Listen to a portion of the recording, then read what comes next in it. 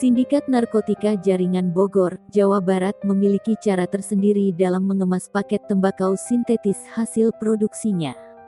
Mereka mengemas paket tembakau sintetis itu menyerupai bungkusan snack atau camilan makanan ringan.